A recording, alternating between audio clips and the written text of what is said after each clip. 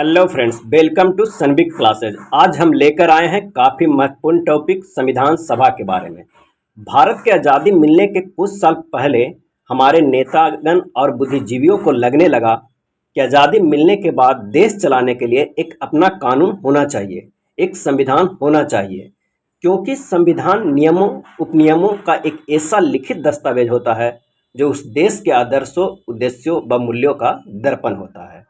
इसी सोच को रखते हुए वर्ष 1934 में एम.एन. राय द्वारा पहली बार एक संविधान सभा का विचार प्रस्तुत किया गया।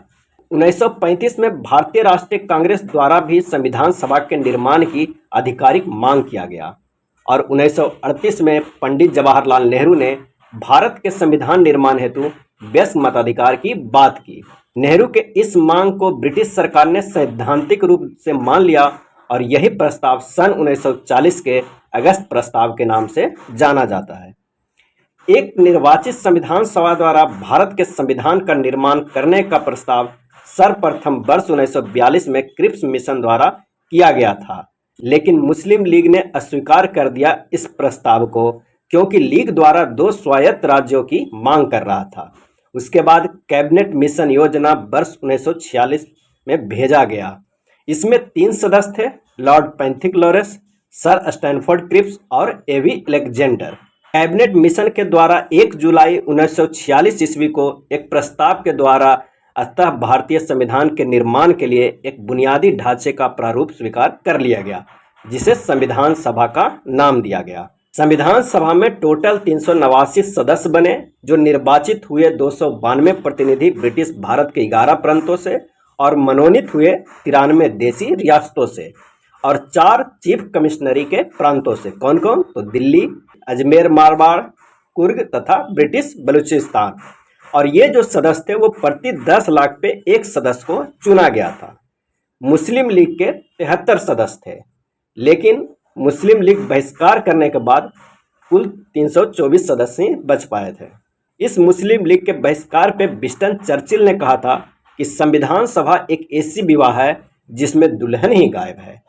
9 दिसंबर 1946 की पहली बैठक हुई संविधान सभा की, जिसमें 207 सदस्य उपस्थित थे और उसमें 9 महिला सदस्य थे, जबकि संविधान सभा में कुल 15 महिलाएं थी और एकमात्र मुस्लिम महिला थी बेगम एयाज रसूल।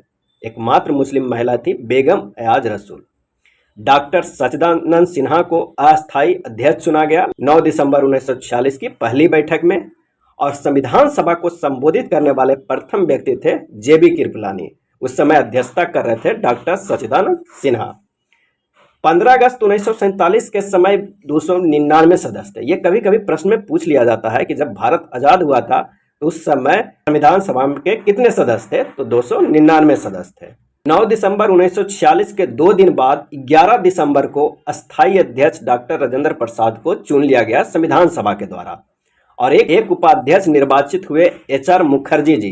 कुछ दिन बाद दूसरे उपाध्यक्ष चुने गए बी.टी. कृष्णाचारी, चुने गए 16 जुलाई 1948 ईस्वी को। 13 दिसंबर 1946 को जवाहरलाल नेहरू ने एक उद्देश्य प्रस्ताव पेश किया, जिसे प्रस्तावना कहा जाता है।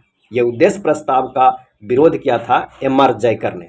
जो जवाहरलाल नेहरू ने उद्देश्य प्रस्ताव पेश किए थे, उसका विरोध किए थे एम.आर. जयकर ने।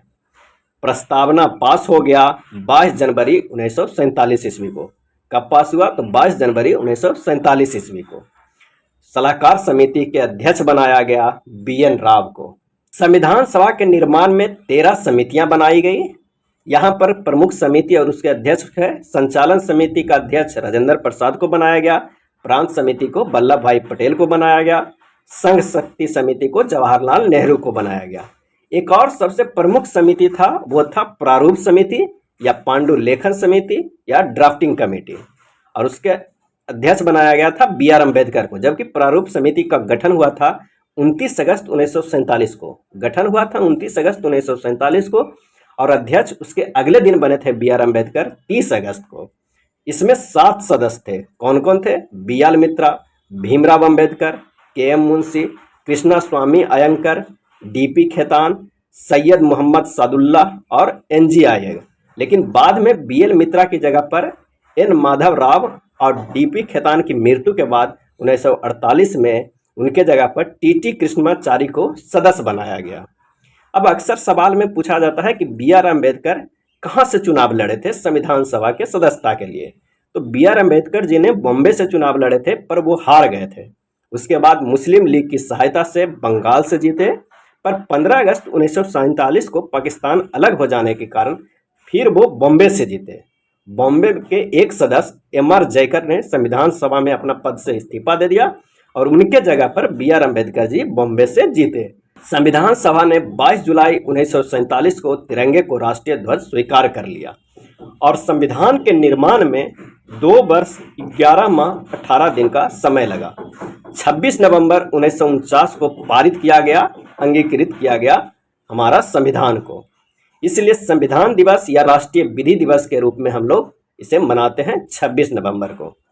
24 जनवरी 1950 को 284 सदस्य ने साइन किया इस संविधान पे। सबसे पहला साइन था जवाहरलाल नेहरू का, सबसे अंतिम साइन था डॉक्टर राजेंद्र प्रसाद का। इस संविधान सभा में कुल 12 सत्र हुए। 26 नवंबर 1949 तक 11 सत्र हुए और आखिरी 12वां सत्र 24 जनवरी 1950 को हुआ।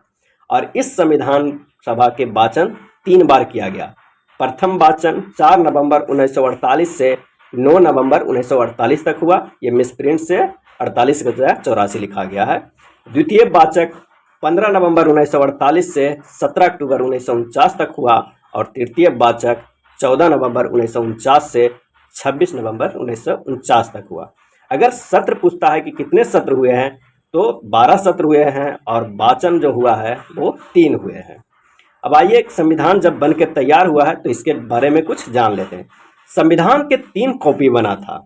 संविधान की मूल प्रतियां तैयार किए थे एम बिहारी नारायण राय जादा ने। ये अपने हाथों से लिखे थे तीनों प्रतियों को। और संविधान के मूल प्रतियां में जो पेंटिंग किए हुए हैं, जो आप चारों तरफ पेंटिंग देख रहे हैं, वो पेंटिंग किए थे नंदलाल बोस ने। संविधान लागू हुआ 26 जनवरी 1950 को और जब लागू हुआ तो उस समय कुल 395 अनुच्छेद, 22 भाग और 8 अनुसूची थी। अब 12 अनुसूची हो गई। ये थे संविधान सभा के बारे में। अगर आपको वीडियो अच्छा लगा तो प्लीज़ लाइक एंड शेयर कर दीजिएगा। धन्यवाद।